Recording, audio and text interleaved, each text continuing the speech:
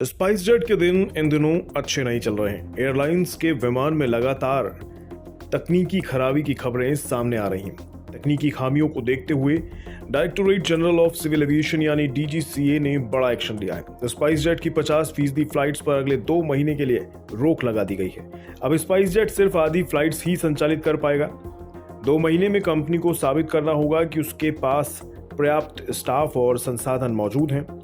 इसे साबित करने के बाद ही स्पाइसजेट की 50% फ्लाइट्स पर लगी रोक हटाई जाएगी।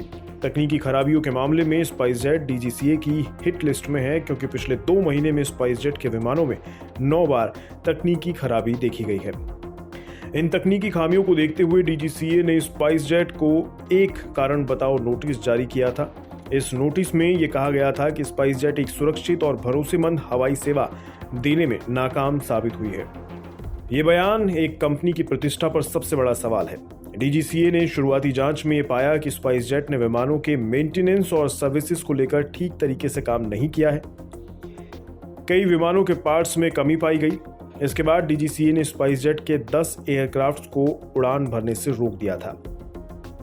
अब सवाल यह है कि आखिर स्पाइसजेट या दूसरी एयरलाइंस के साथ ऐसा क्यों हो रहा है?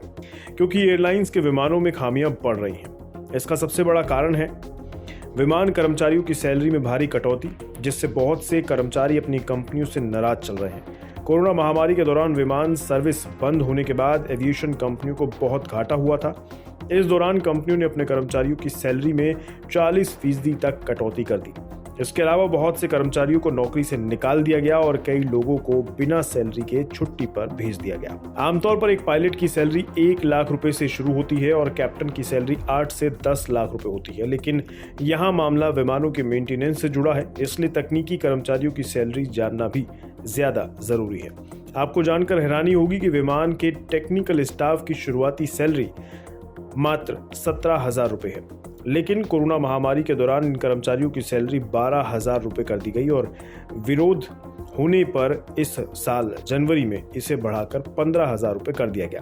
कर्मचारी अब भी इससे नाराज हैं। खराब विमानों के साथ उड़ान भरना, सैकड़ों यात्रियों की जान खतरे में डालना है। एक के बाद एक विमानों में खराबी की घटनाएं कंपनी की लापरवाही को भी दर्शाती हैं, क्योंकि विमानों की सेहत को दुरुस्त रखना कंपनी की मेंटेनेंस की जिम्मेदारी होती है। विमान तभी दुरुस्त हो पाएंगे जब एयरलाइंस का तकनीकी स्टाफ ठीक से काम करेगा।